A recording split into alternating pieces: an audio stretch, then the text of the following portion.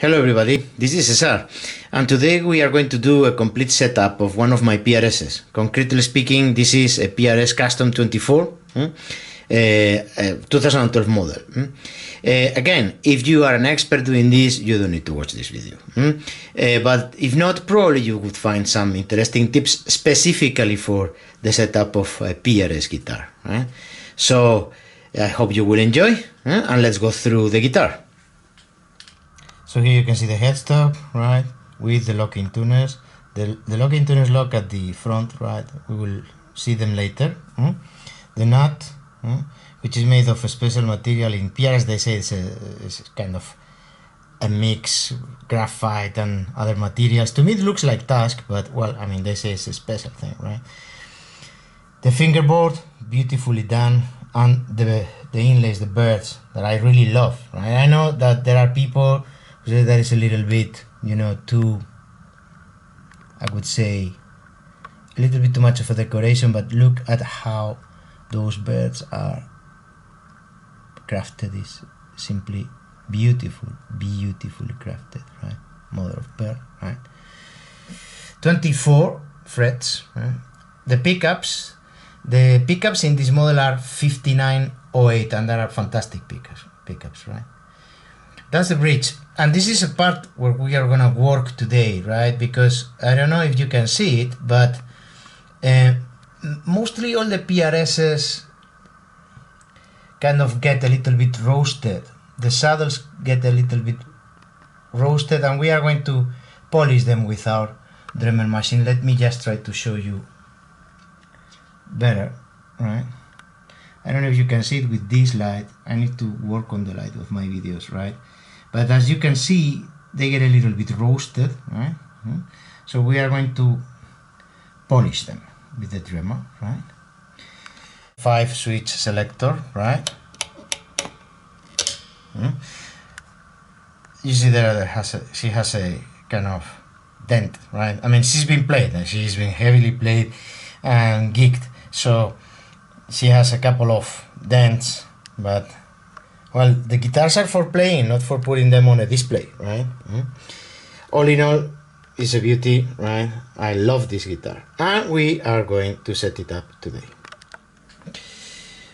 So one thing I forgot to say is that even though it's a 2012, the specs are already the ones for 2013, because it's very late 2012. The reality is that the guitar was shipped in 2013, hence the 5-way blade switch, right? So here's the headstock at the back. You see there's another small dent there, right? This is the serial number, right? In the PRS, in the American models, the serial numbers are like handwritten, right? And you see, I mean, the tuning machines, right, are open. Tuning machines are fantastic tuning machines, right? Okay.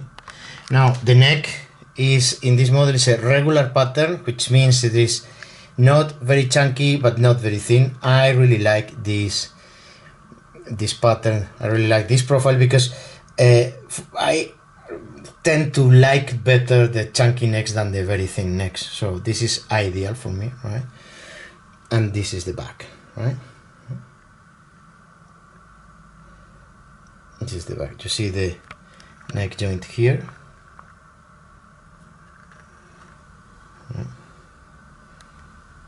Okay.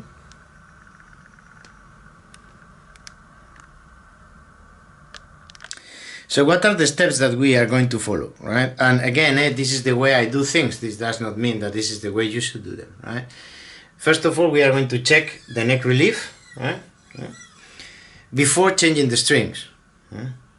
Once we have checked that we have the relief that we want, that I guess that we have lost relief because the guitar is having some bass, and it wasn't, right? It's going to be the first setup that I do to this guitar in 2 years, right? The last one was 2 years ago. This is a very, very stable guitar, and she's been traveled, believe me, a lot. She's been traveled a lot. Well, so we will check the neck relief, right? Once we have the relief that we want, we are going to take the strings off the guitar, We are going to clean it. We are going to do the Dremel polishing thing here. We are going to put the new strings on, right? And after that, we are going to go through the bridge, right? Through the height of the bridge when you look at it from the body, right? And we are going to look to the string height. And I am going to set it up at the specs of the PRS factory because I like those specs, right? Usually in Gibson, I have the tendency to go a little bit lower, right? But the specs of PRS are really very good, and they work very well for this guitar, right? So just stay tuned. And as always, you know, capo, right? Capo at the first fret.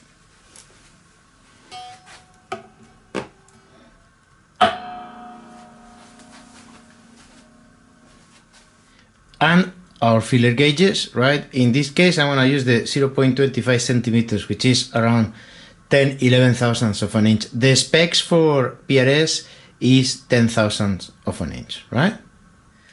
And as always, we are going to press where the fret meets the body, right? In this case, well, 23rd, 24th, right? And we go with our filler gauges, right? Frets 7th and 9th, right? And we are going to go with the 0.25.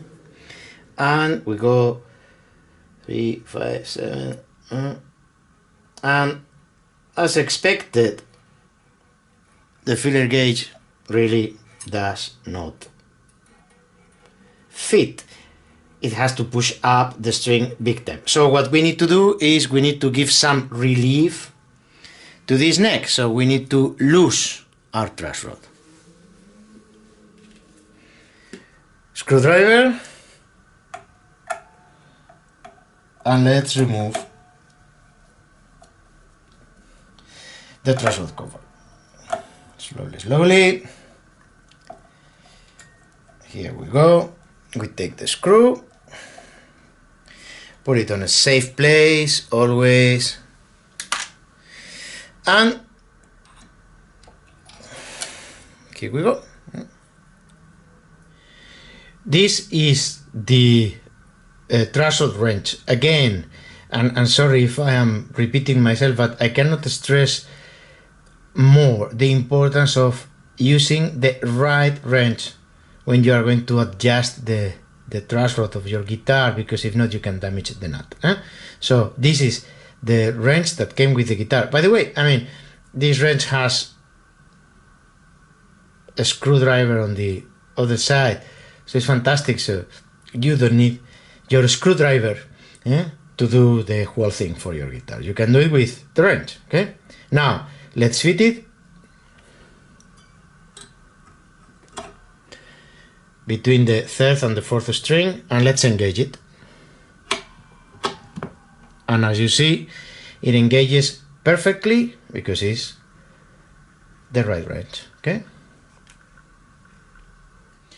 so remember the very simple rule: lefty loosey, righty tighty, and as you need to loose the truss rod, we have to turn it to the left. And we are going to engage it again because the string is on our way. So we take it off, put it again, and we give it like a quarter of a turn, right? And let's check the relief.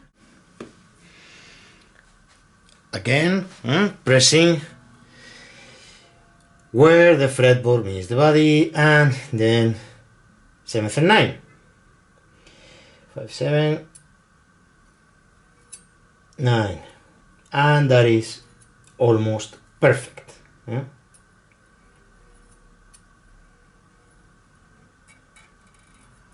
That is almost perfect. Probably just a bit tight, right? So I would just give it a very, very, very slight turn to the left. A very gentle touch I have given now, right?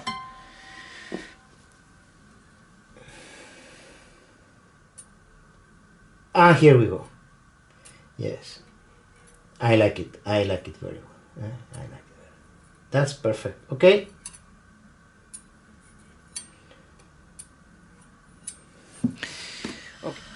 So we took off the strings. You see the threads are already a little bit dented, not that much. I'm not going to go through the recrowning today, right? I think we can still play here for more or less 6 months before we do a re-level of the threads, right? What we are going to do is we are going to clean them with our Dremel machine. I will show you how. We are also going to clean with our Dremel machine the saddles at the bridge. We are going to polish them a little bit with a small polishing wheel, right? Because they tend to rust, okay? So the idea now is that we are going to polish a little bit our bridge with our Dremel tool, with our Dremel machine.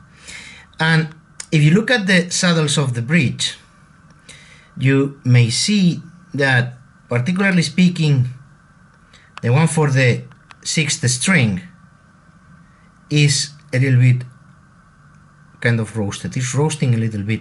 I have seen that in many PRSs. I don't know to what extent can you see it here with this light, but it is very evident, let's say, in the live situation, right? So we would take this at the advantage of changing the strings, and we are going to polish them, the saddles, with our Dremel tool. So what we are going to do is we are going to use the extension of our Dremel machine to polish the bridge and the saddles. We are going to put a little bit of polishing product in the first saddle, and then we are going to use it across the bridge.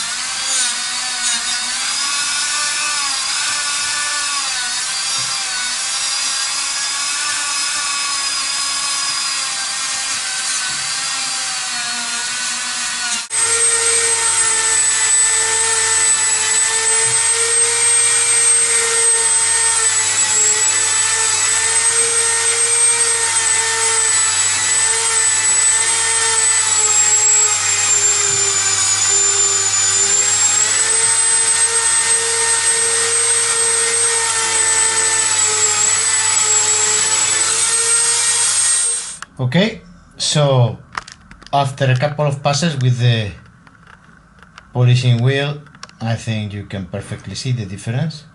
So we would say that we are done at the bridge.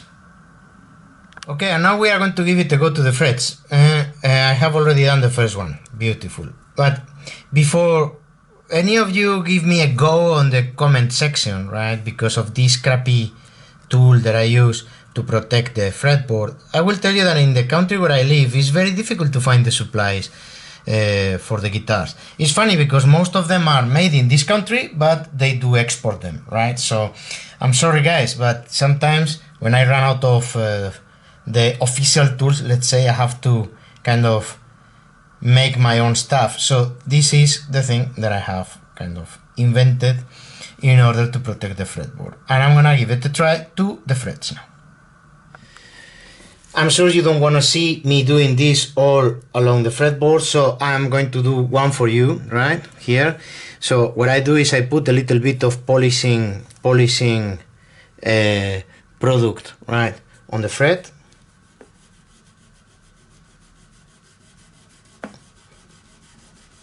Right, look at this already, a lot of goo there, right? Okay, then I let it somehow settle, right? And I give it a go with the Dremel machine.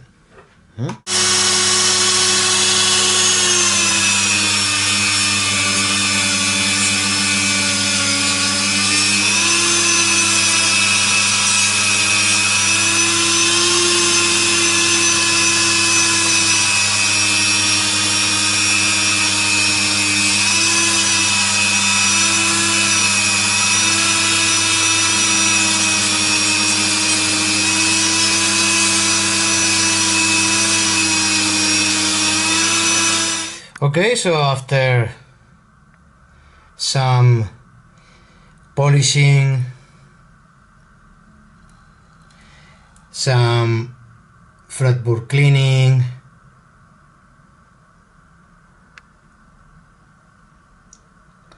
some body cleaning.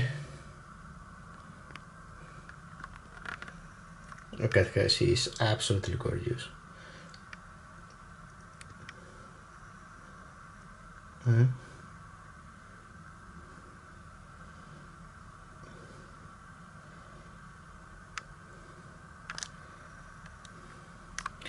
We think we are good to go.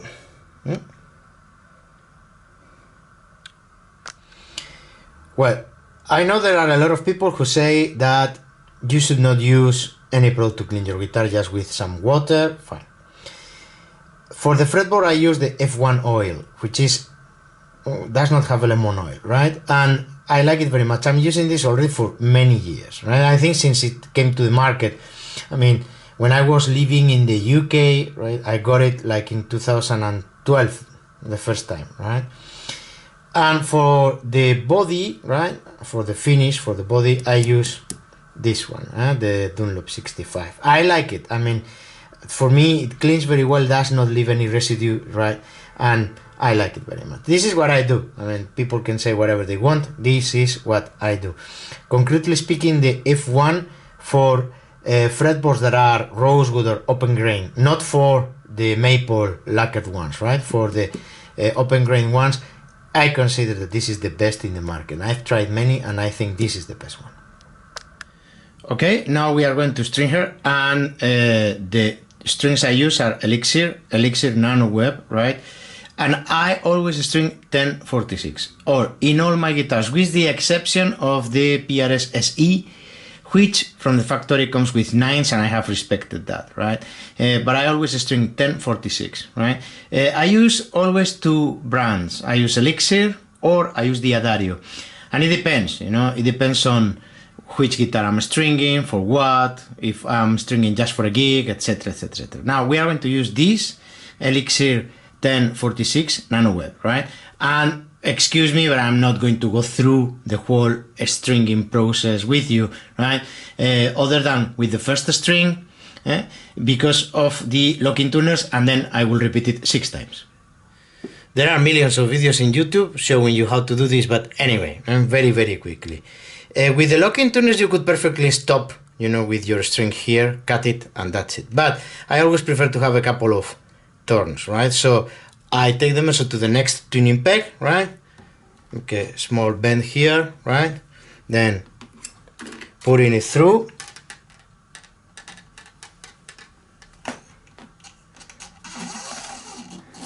Okay. And then I lock it with, you remember, the cover of the threshold. Don't be too aggressive locking it, because you can damage the string and then it breaks, right? And simply now I go unwind the string. Very simple.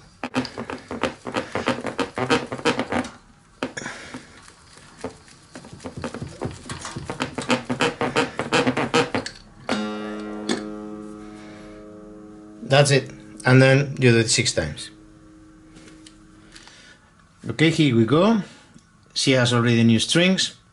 She's tuned to pitch, right? And she's totally and perfectly clean. Well, now, what we are going to do is we are going to take a look to the bridge height. So, what is the distance between the bridge and the body, and also to the string height here with the saddles, okay? So I hope that with this shot you can see the distance between the bridge and the body. The PRS spec says that it has to be 1/16 of an inch, right? I think we are almost there, but in any case, let me show you how you can adjust that. So this is what you have to do if you want to adjust the height of your bridge, to take it closer to the body or to take it a little bit far away from the body, right? You need to open the back plate. So this is what is underneath the back plate. The claw, this is called the claw. The springs that are attached to the block of the bridge, and here linked to the claw, right? Now, this is kind of a system in equilibrium. Strings, bridge, springs, and the claw. If what you want to do is to adjust the height of your bridge, you would need to adjust here the two screws at the claw. If you lose them, what is going to happen is that the bridge is going to deviate more from the body.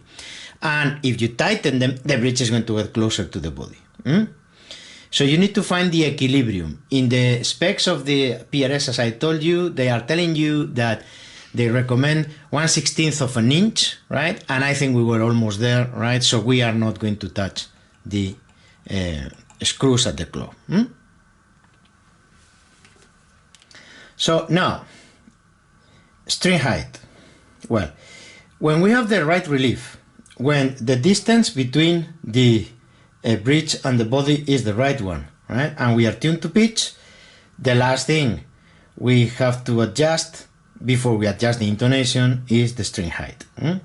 And the PRS specifications, the PRS specs are measured at the 12th fret from the bottom of the string to the top of the fret. At the 12th fret, it has to be 1/16 of an inch in all strings. So the same height, the same string height in all the strings across the 6 strings, right? Now we are going to measure them, and if we need to adjust them, we need to adjust them with this hex key that of course comes with the guitar. And it's a very simple thing. Is we are going to measure the string height, right? And if the string height is too high, we will decrease, right, the height at the saddle with this hex key. And if the string height is too low, we are going to adjust it on the other sense with the same hex key across the 6 strings. So now we are going to measure the string height, and we are going to do it in playing position, because in this way you don't interfere with the weight of the guitar, the neck, etc. Now, the PRS specs are telling us 1.6 millimeters at the 12th fret measured from the top of the fret to the bottom of the string. And if you look at this, we are almost there, slightly above 1.5 millimeters. So we are going to check exactly the same in all the strings, and we are going to proceed to the adjustment if needed.